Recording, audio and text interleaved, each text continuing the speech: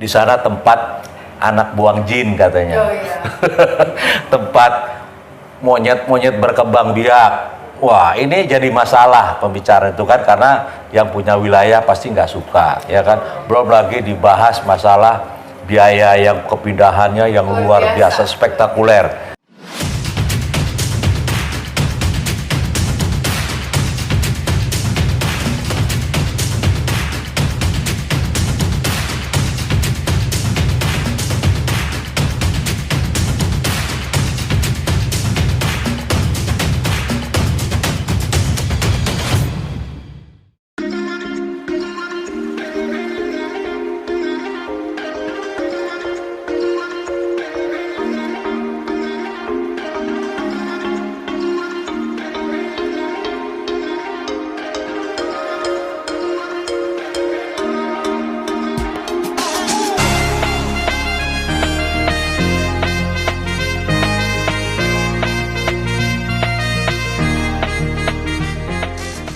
Assalamualaikum warahmatullahi wabarakatuh. Selamat siang teman-teman semua. Kembali lagi di podcast LKBH Soksi. Maju terus, pantang mundur, keadilan bagi rakyat. Oke, hari ini kita ketemu lagi dengan Bapak Muhammad Zarkasih yang biasa dipanggil Bang Jack ya. Aku panggil Bang Jack aja ya. Bang Jack. Putra Betawi asli, sama kayak Bapak. Orang Betawi asli. Asli. Dan Bapak Rano ya. Panggil apa nih? Abang Rano? Ya. Panggil ya. Mas atau Abang? Bisa, boleh. Aja. Oke. Bang Rano aja Bang panggil. Rano. Ya, Bang Jack gimana kabarnya nih Bang? Alhamdulillah sehat walafiat, gemah ripah loh jinawi. Wah, Semangat usah terus. dong. LKB Soksi tetap semangat. Oke, gimana kegiatannya sekarang ini apa Bang? Kalau mungkin bisa cerita sedikit gitu. Gitu ya. Dulu police officer katanya. Dulu ya. Udah setahun ini terus sekarang gabung. Sama-sama kita akan membangun bagaimana LKB Soksi itu berada di tengah-tengah rakyat, membela rakyat dengan keadilan bagi rakyat. Iya. Itu moto kita di LKB Soksi. Gimana kabarnya Mas? Alhamdulillah baik. Hari ini kegiatan saya sebagai seorang akademisi. Terakhir ini juga saya lagi belajar juga menjadi seorang pengacara. Oh. Jadi ada beberapa pendampingan kasus yang juga saya tangani bersama-sama teman-teman. Alhamdulillah itulah kegiatan saya. Tuh, kalau Bang Jack asli Betawi, kalau kayaknya Abang Rano nih, nggak Mas kayaknya ya, nggak pas kayaknya kalau panggil Mas. Saya aslinya orang Tidore dari Maluku Utara. Tidore. Ya, aja ya. Ya. Oke, untuk saat ini mungkin kita mau bicara tentang agak lebih berat ya Bang ya, tentang IKN ya, Ibu Kota Nusantara. Ibu Kota Negara? Ibu Kota Negara Nusantara. Nusantara ya, Ibu Kota Nusantara ya. Pemindahan itu. Sebelumnya kita minum kopi dulu aja. Ngopi dulu. Biar lebih Ya. enak kan, Mantap. ngobrolnya kan, lebih Kita ngopi nih? akrab. Ya, Ngopi kita dulu. Kopi dulu yuk Bang. Di Ya. rumah kopi Nusantara nih, kita nih minum kopi. Ya, kebetulan enak ya tempatnya, lokasinya kita ngobrol. Cozy ya Bang ya? Di rumah Kopi Nusantara, kopinya enak-enak semua. Ya. Ada kopi Gayo, kopi Lense Nusantara, ada semua. Luar biasa ini. Ya. Kita nikmati dulu kopinya. Enak, Enak banget. mantap. Mantap. Boleh Bang dilanjut. Apa tadi kita mau ngobrol IKN, iya kan? IKN Ibu Kota Negara Nusantara dipanggilnya. Nah, IKN ini memang awalnya kontroversial ya, banyak pro kontra ya. Saya sebagai putra daerah, asli anak Betawi, tentu saja cenderung pasti akan mensupport segala kebijakan keputusan pemerintah. Jadi orang kampung nanti Bang kalau Ya, kita pindah. ya kalau nanti kita datang ke ibu kota yang baru pasti dibilang orang dari kampung, dari daerah. Ke kampung mana? Kampung Betawi ya gitu. IKN ya, IKN memang seru nih di topik-topiknya banyak viral-viral. Menurut saya itu kan 26 Agustus 2019 Pak Presiden kita Bapak Jokowi itu sudah menyatakan, mendeklar ya tentang menyatakan kepindahan ibu kota dari Jakarta ke Kalimantan. Nah, Kalimantan tepatnya di Kabupaten Penajam Pasir dan Kabupaten Kutai Kartanegara pindah. Nah ini seru nih, waktu mau pindahnya perjalanan sampai ke tahun-tahun ini banyak juga viral dari beberapa kelompok masyarakat ya pernah menyatakan di situ, nanti mungkin dibahas juga oleh Bang Rano, di sana tempat anak buang jin katanya. Oh, iya. Tempat monyet-monyet berkembang biak. Wah, ini jadi masalah pembicaraan itu kan, karena yang punya wilayah pasti nggak suka, ya kan. Belum lagi dibahas masalah biaya yang kepindahannya yang luar biasa spektakuler. APBN tidak bisa memenuhi dan sebagainya. Nanti pakarnya akan menyampaikan juga Bang Rano ini mungkin gitu ya. Tapi pada intinya saya sebagai putra daerah di Jakarta ini mendukung program pemerintah, ya syukur-syukur cepet-cepet biar kemacetan banyak berkurang. Paling tidak positif negatifnya ada. Positifnya nanti Jakarta mungkin agak berkurang kepadatannya, lancar lalu lintas dan sebagainya, karena sebagian besar anggota TNI, Polri, ASN itu kan wajib ikut pindah ke sana. Nah, IKN ini katanya sih 2024 tuh para pegawai-pegawainya semua harus sudah pindah ke sana. Walaupun nanti katanya perjalanan waktu 15 sampai 20 tahun prosesnya itu baru selesai. Yang ada di sana. Kebetulan saya pernah tugas 6 tahun di daerah sana, tahu persis kondisi di sana itu. Jadi pemerintah tentu saja pindah ibu kota IKN ini tidak serta-merta, sudah melakukan analisa segala macam pemantauan wilayah, pembelajaran, melibatkan semua hingga diputuskanlah dengan berani pemerintah menyatakan IKN, ibu kota pindah ke Kalimantan. Nah, itu sebagian tahap awal yang bisa saya sampaikan. Oke. Oke, Bang. Dari Bang Rano gimana, Bang? Mungkin ada yang mau ditambahkan dari segi Iya. dari sisi Bang Rano. Oke, soal IKN ini pertama kali diundangkan lewat Undang-Undang Nomor 3 ya, tahun 2022 tentang Ibu Kota Negara. Sekarang proses pemindahan ibu kota dari Jakarta ke Nusantara ini merupakan salah satu political will daripada Presiden Joko Widodo yang melihat bahwa ada semacam kesenjangan ya antara pembangunan di Jawa dengan di Indonesia Timur khususnya. Oleh karena itu kemudian dibuatlah konsepsi untuk dilakukan pemindahan ibu kota negara. Tetapi memang pada saat pemindahan ibu kota ini memang ada berbagai macam persoalan yang kemudian muncul. Nah, salah satunya dari aspek ketatanegaraan misalnya di IKN itu di Undang-Undang Ibu Kota Negara di pasal 8 itu disebutkan bahwa penyelenggara daripada Ibu Kota Negara itu nanti diselenggarakan oleh suatu otorita ya. Nah, bahkan di pasal 9-nya disebutkan bahwa otorita itu diberikan dua, satu kepada kepala otorita, yang kedua itu kepada wakil kepala otorita. Nanti yang bertugas untuk bagaimana mengatur penyelenggaraan pemerintahan di ibu kota yang baru nanti. Nah, cuman menjadi persoalan kemudian adalah apakah pemindahan ibu kota dengan landscape memberikan kewenangan kepada kepala otorita itu sudah sesuai nggak dengan konstitusi kita atau undang-undang dasar kita. Di pasal 18 itu dijelaskan ya, kalau kita lihat rejim pemerintahan daerah itu di pasal 18 konstitusi itu menjelaskan bagaimana sih model atau bentuk rejim pemerintahan daerah di semua sisi. 18 itu memberikan konfigurasi, jadi baik di pasal 1 sampai di pasal 7 itu memberikan penjelasan yang sebenarnya original intent daripada konstitusi itu sendiri. Menurut hemat saya sebenarnya kehadiran daripada undang-undang IKN ini bertentangan dengan konstitusi. Jadi tidak sesuai dengan original intent daripada apa yang sudah ditentukan oleh konstitusi. Karena di pasal 18 ayat 4 disebutkan bahwa pemerintah daerah itu baik di tingkat provinsi, kota maupun kabupaten semua harus melalui mekanisme pemilihan yang demokratis, artinya melalui pemilihan langsung. Nah, sekarang problemnya adalah kepala otorita ini diangkat, diberhentikan oleh presiden. Nah, ini yang jadi masalah sebenarnya saat ini dalam problem ketatanegaraan. Sehingga setelah undang-undang ini kemudian disahkan, banyak pegiat-pegiat pemilu kemudian melakukan judicial review di Mahkamah Konstitusi.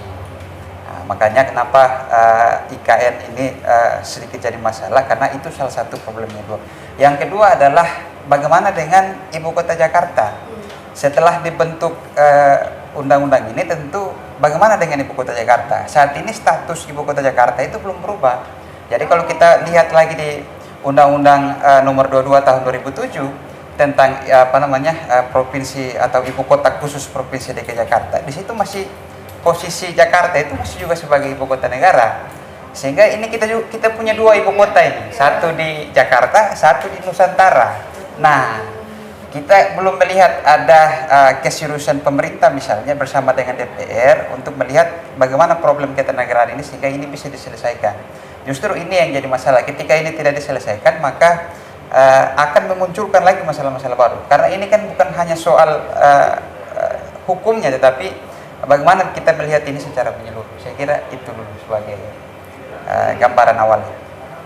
Jadi sebenarnya berarti masih belum, maksudnya fix memang, berarti di Kalimantan gitu, ibu kotanya tuh berarti belum ya. Maksudnya Jakarta udah otomatis jadi daerah gitu? Iya, kalau dalam konteks undang-undang ketika itu disahkan, tentu proses pemindahan ibu kota itu menjadi legal ya. Artinya ibu kota itu sudah pindah ke Nusantara. Tetapi soal yang lain adalah ketika belum dibahas soal Jakarta dan belum ada perubahan terkait dengan bagaimana status Jakarta, tentu ini akan menjadi soal. Berarti masih rancu ya Bang? Iya, inilah kerancuannya. Artinya ada ibu kota di Jakarta, ada juga ibu kota di Nusantara. Nah, itu yang jadi problemnya di situ. Makanya ini yang harus diinisiasi oleh pemerintah, bagaimana caranya menyelesaikan persoalan ini. Ya. Jadi Bang Jack gimana Bang Jack? Ada ini nggak?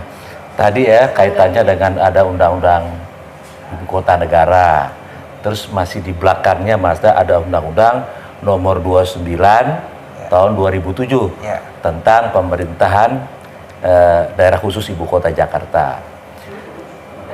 Saya sebagai orang Jakarta sebenarnya sih ada istilah ya, asal semua aturan mainnya jelas, nggak masalah, kita akan dukung. Pakai istilah ikan sepat, ikan gabus, dipatil ikan lele. Lebih cepat, lebih bagus, nggak bertele-tele. Tapi jangan ninggalin tadi aturan mainnya, undang-undang tadi nomor 29 2007 itu memang harus direvisi dulu. Merevisi undang-undang itu, makanya beberapa waktu yang lalu ada fokus group discussion masyarakat Betawi untuk meminta revisi undang-undang itu sebelum undang-undang tadi IKN tadi itu diberlakukan lagi. Umpamanya undang-undang itu revisi bagaimana pemberdayaan masyarakat Jakarta nanti kalau ibu kota sudah pindah. Ya kan kita lihat di Aceh aja ada daerah istimewa Aceh. Lalu ada daerah Yogyakarta, Papua.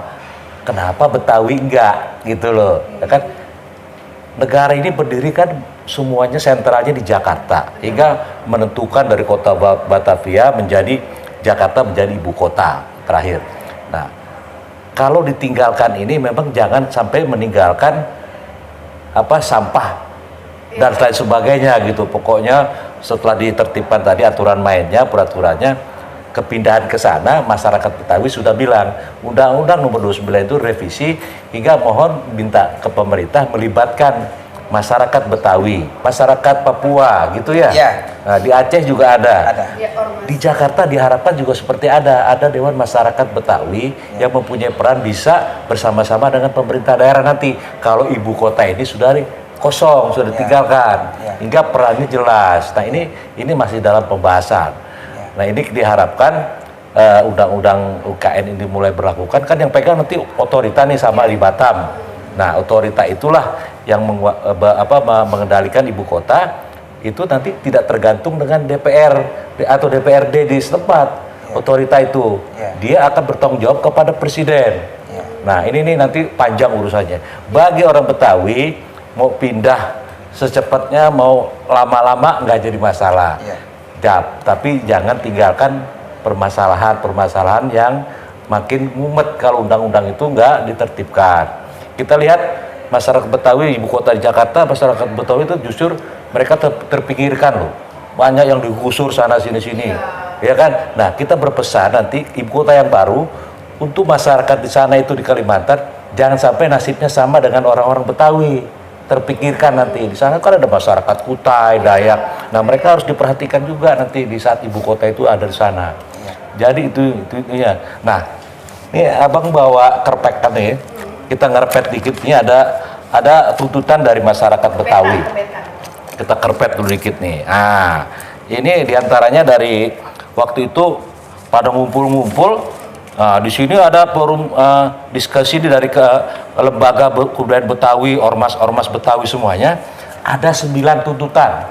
9 tuntutan terkait dengan revisi Undang-Undang Nomor 29 Tahun 2007. Di antaranya tadi diminta yang pertama itu agar memperhatikan sistem bentuk dan nilai masyarakat Betawi setelah Jakarta tidak lagi berstatus sebagai ibu kota negara. Ya kan? Yang keduanya dalam revisi itu agar di dalam naskah akademiknya umpamanya nilai-nilai historisnya, psikologisnya, sosial budaya itu harus dimasukkan pasal per pasal di undang-undang nanti. Yang ketiga juga dimintakan orang Betawi itu dipenuhilah kebutuhan sandang pangannya oleh pemerintahan nanti setelah tinggalkan sampai 9 banyak nih tuntutan. Intinya ada pemahaman bahwa pemberdayaan masyarakat itu oleh pemerintah di Jakarta nanti itu sama dengan provinsi lain itu bukan berarti minta anak emas tapi diperlakukan yang sama yang seadil-adilnya. Nah itu nanti di dalam Undang-Undang Nomor 29 2007 kaitannya itu kan terkait nih karena kalau pindah kalau nggak direvisi meninggalkan tadi kan bang ya, nah ini kan permasalahan itu sih pemahamannya.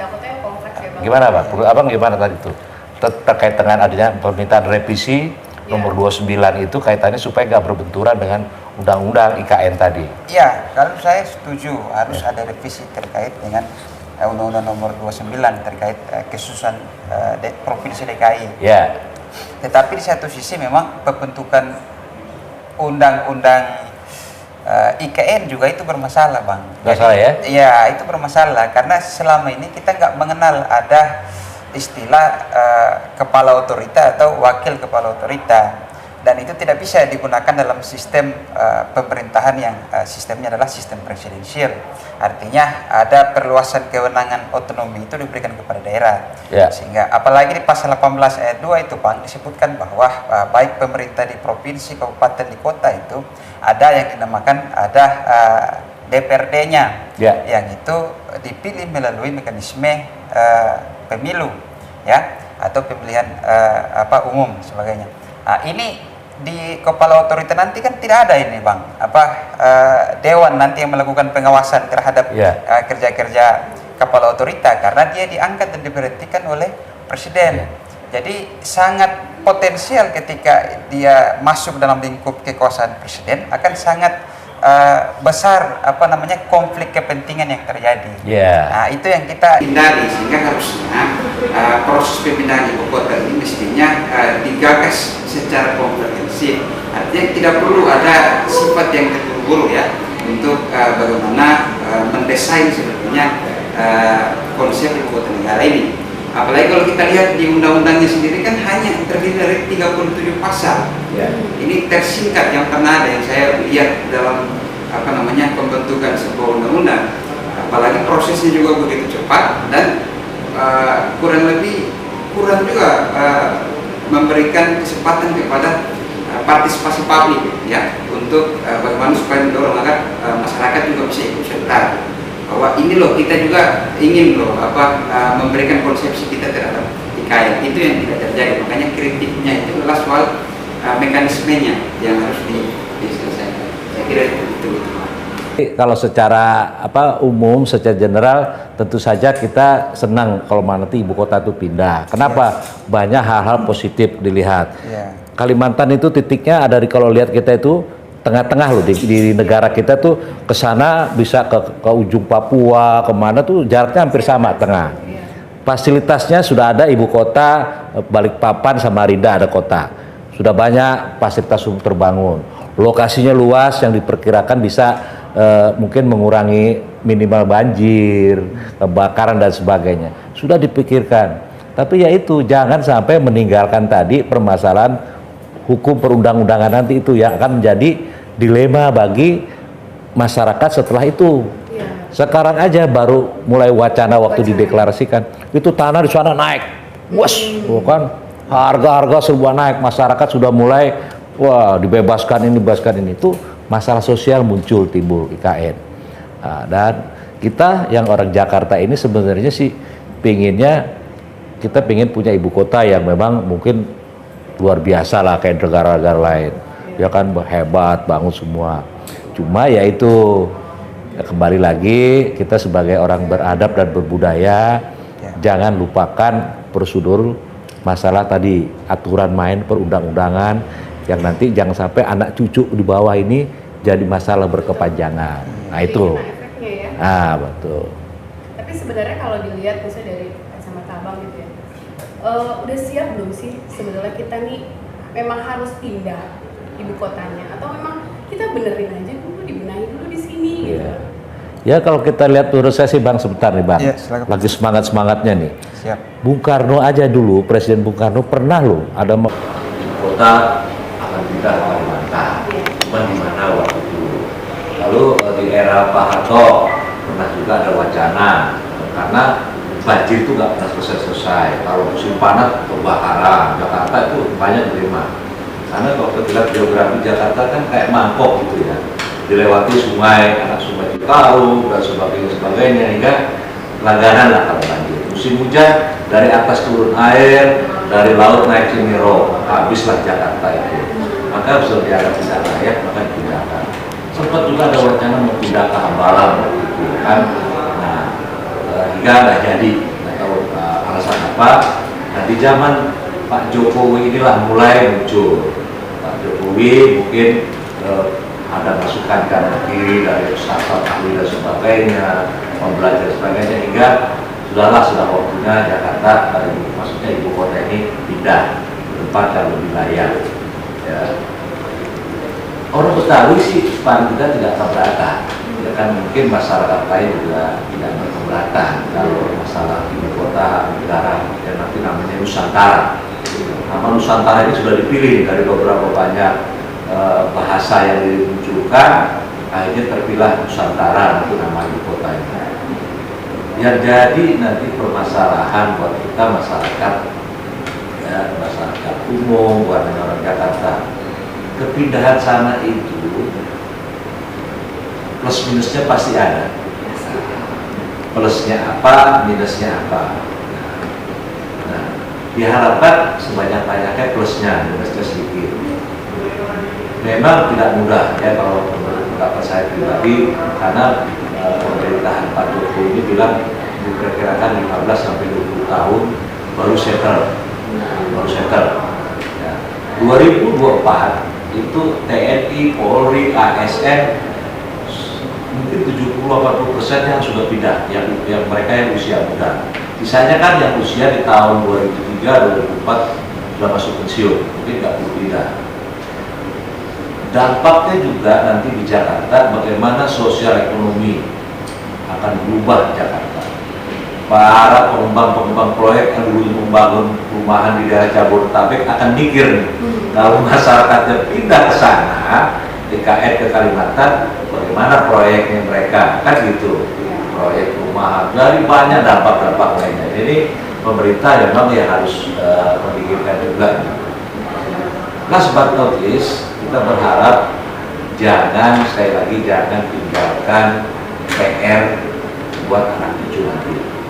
IKN boleh tidak, PR-nya sebisa mungkin hilangkan. Ya kan tadi masalah hukum, undang-undang, dampak sosial ekonomi, beda sebagainya.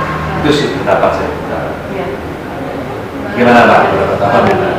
Iya, tentu saya harus tekankan bahwa sebagaimana tadi Bang Jack sampaikan, bahwa ini tidak sederhana seperti yang kita pemindahan ini kan memang butuh proses. Ya.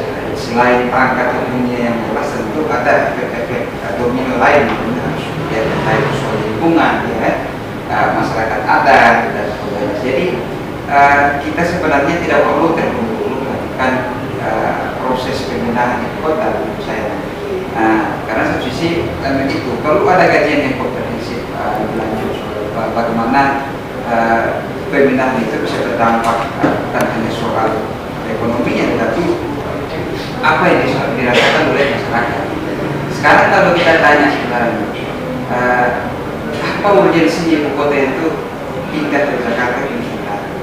Urgensinya apa sebenarnya? Kalau kita lihatnya Jakarta itu masih terkendali. Iya, masih terkendali dan saya kira masih layak jadi ibu kota negara. Apakah dengan pembinaan ini kemudian memastikan nanti kayak pembangunan itu kemudian dianggap akan merata? Saya merasa tidak juga. Dan saya tidak yakin juga proses itu bisa terjadi dengan baik. Maka tentu ini harus dipikir lagi secara matang, dikaji lagi. Karena setelah dibuat nanti undang-undang KMK, saya punya keyakinan ini akan ditolak di undang-undang seperti kemarin saat pengujian undang-undang tentang omnibus law, undang-undang cipta kerja itu sempat dikabulkan oleh Mahkamah Konstitusi. Nah, sehingga kemungkinan ini nanti hal yang sama juga akan berlaku di undang-undang KMK karena dari sisi mekanisme dan prosedur pembentukannya itu memang sangat di luar daripada mekanisme yang sudah diatur dalam ketentuan perundang-undangan. Ya, itu ya. Jadi ada itu ya Pak, ada wacana ya untuk undang-undang itu kayaknya itu dibawa ke MK ya? Iya, saat ini sudah ada beberapa lembaga-lembaga kepemiluan itu sedang melakukan uji materi di Mahkamah Konstitusi. Ya. Nah ini jadi dilema juga nih. Ya. Kalau sampai nanti putusan MK, ya kan, mengabulkan tuntutan, ya kan? Ya. Nah ini pemerintahan bisa galau lagi nih. Iya, karena itu pemerintah dan DPR itu terlalu memberikan makna itu perluasan makna itu soal bagaimana penyelenggaraan di ibu kota Nusantara itu. Nah, ini yang dianggap tidak sesuai dengan apa yang sudah ditentukan dalam konstitusi. Jadi, itu yang jadi rumitnya di situ. Apakah kalau seandainya prosesnya itu dilakukan secara komprehensif, tentu saya yakin tidak akan jadi masalah. Nah, itu sih. Kalau dari kami yang melihat dari sisi hukumnya. Ada lagi nih, saya penasaran ya dengan Bang. Saya mungkin agak kurang juga kaitannya dengan IKN tadi. Ya. Ramai di medsos tuh, kemarin tuh kita baca masalah biaya. Ya. Biaya pemindahan kan berapa triliun, APBN udah 500 triliun sekian. Ya. Sisa itu baru 50%, sisanya katanya dari investasi. Malah udah muncul wacana di medsos itu para politikus, mungkin parpol urunan untuk membiayai ini. Ini gimana kalau sampai terjadi? Karena biayanya itu lah. Kalau saya sih melihatnya harusnya pemerintah siap gitu ya. Tapi kalau dengan omongan tadi baru 50% siap sekian triliun, sisanya bagaimana nih? Nah, Ya, ini yang jadi PR buat lagi. Masih panjang ya ternyata ya, Iya. 15 sampai 20 tahun. Ya. Kita belum tentu menikmati berarti. Nah, gimana Pak? Mbak Ranu gimana nih? Apa yang berkecimpung mempelajari ini tuh Pak? Iya, tentu kan pemerintah punya hitungan tuh. Ada hitungan kira-kira bisa nggak kira-kira estimasi ini sampai 20 tahun itu bisa. Kalau saya lihat misalnya pembacaan disampaikan misalnya dengan Menteri Keuangan Pak Sri Mulyani, nah, tentu kata Mbak Sri ini dia punya komitmen, dia konsisten dan dia anggap bahwa ini bisa dilakukan, PBN itu bisa dilakukan. Cuma persoalannya adalah lebih banyak nanti PBN itu disalurkan kepada pihak ketiga atau investor ya, investor. Nah, tentu nanti akan muncul problem yang baru lagi. Kalau ibu kota jadi investasi misalnya oleh pihak ketiga, maka tentu ada dampak terjadi swastenisasi di dalam ibu kota negara. Nah ini yang akan jadi masalah buat kita. Apakah nanti ibu kotanya milik pihak ketiga atau Iya. Bisa dikendalikan pihak ketiga loh, Iya. secara politis. Bahaya. Menurut orang kampung. Iya. Pemikiran Asnawi itu. Nah, apalagi kalau kita tahu ini wakil kepala otoritanya kan salah satu dari mewakili perusahaan yang biasanya Pak Bambang ya? Iya. Pak Bambang ketuanya itu. Itu Pak, makanya jadi Kompleks ya berarti ya, Bang. ini bukan hanya soal hukum aja, ya. Bukan masalah hukum aja, tapi ada masalah-masalah lain. Bahkan terakhir itu polisi masyarakat sipil itu memberikan press release itu ada penolakan sebagian besar dari teman-teman masyarakat adat yang ada di sana. Oh. Ya, mereka bikin penolakan terkait dengan karena dianggap ini berdampak pada lingkungan sekitar, ekosistem dan lingkungan yang ada di sana. Kira-kira gitu. Oke, sepertinya panjang nih ya Bang ya. Maksudnya penjelasannya juga rasanya nggak mungkin cukup gitu ya. Masih banyak lagi yang sebenarnya mungkin mau saya tanyakan. Mungkin teman-teman yang lain juga pastinya banyak yang pengen tahu ya, karena kan sebenarnya ini ya itu kontroversi ini juga ada ya, pro kontranya juga banyak gitu kan ya. Jadi mungkin teman-teman bisa nanti kita mungkin bisa lanjut ya di episode mungkin berikutnya gitu untuk penjelasan lebih jelas, lebih rinci, lebih detail gitu dari segi hukum, dari segi PR itu ya Bang ya, dari segi juga pengeluaran kita dan segala macamnya mungkin ya. Nah teman-teman, kalau misalnya memang masih banyak banget pertanyaan yang mau diajukan lagi, mungkin bisa boleh nanti dihubungi ke LKBH Soksi di nomor handphone 0812 9516 4479. Oke, saya Hesti undur diri dari podcast LKBH Soksi. Terima kasih banyak Abang, mungkin boleh nggak ngucapin sedikit dulu nih ya, karena kita mau masukin ke Ramadan nih Bang nih. Mungkin bisa kasih tahu teman-teman, maksudnya ada sedikit lah motivasi atau apa gitu di bulan puasa ini, apalagi kita masih pandemi juga kan Bang, bulan tahun nih Bang. Kita bisa beribadah di bulan puasa dengan sebaik-baiknya. Masalah IKN nanti kita bicarain lagi di episode kedua. Paling tidak LKBH Soksi ini akan terus dan selalu berada di tengah-tengah masyarakat. Berpuasa nih buat teman-teman yang menjalankan ibadah puasa nih, sebentar lagi kan kita udah bulan Ramadan. Yang pasti kita siapkan ada kesehatan kita supaya mudah-mudahan umur panjang. Amin. Kita bisa beribadah dengan baik nanti bulan Ramadan. Ya. Bang Jack, Bang Rano, terima kasih banyak. Saya Hesti pamit undur diri dari podcast LKBH Soksi. Terus Pantang mundur, kehadiran bagi rakyat. Terima kasih. Terima kasih. Wassalamualaikum warahmatullahi wabarakatuh. Waalaikumsalam. Komen, di like, di subscribe. Soksi,